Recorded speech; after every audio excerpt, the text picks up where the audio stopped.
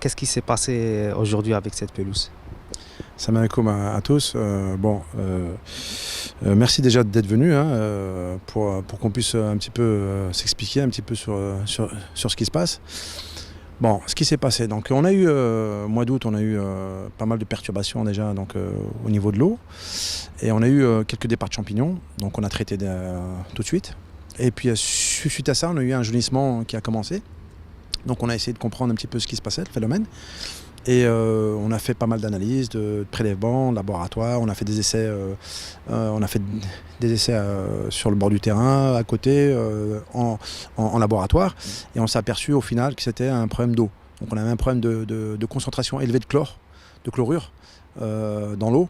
Et on a cherché des solutions pour remédier à tout ça. Donc on a fait des tests, on a fait donc une bande de tests aussi sur le terrain, d'ailleurs qui commence à reverdir, on va le voir après.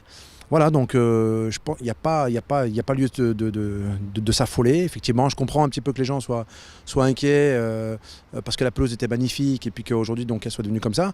Sauf qu'aujourd'hui, je peux rassurer tout le monde, le tapis végétal, on n'a pas perdu le tapis végétal, donc le tapis végétal est toujours en place. Donc on a des racines qui vont bien, etc. Donc aujourd'hui c'est un problème de jaunissement.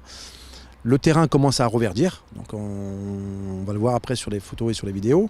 Donc voilà, donc je pense que d'ici 15 jours, 3 semaines, ça sera revenu un petit peu à la normale, et puis ce sera un mauvais souvenir. Bon, ce qui est intéressant aussi, il faut servir un petit peu de ça pour essayer de comprendre ce qui se passe, parce que chaque région a sa particularité.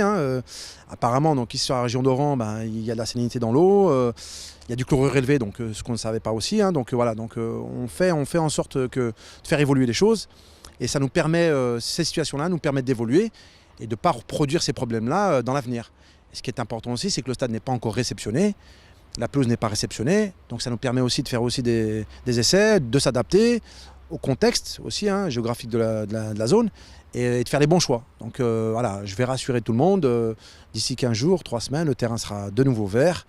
Et ce sera qu'un mauvais souvenir, Inch'Allah. Voilà, donc là on voit la zone qui a été irriguée avec une autre source d'eau, parce que l'ensemble du terrain était irrigué avec de l'eau AEP, l'eau du réseau de la ville.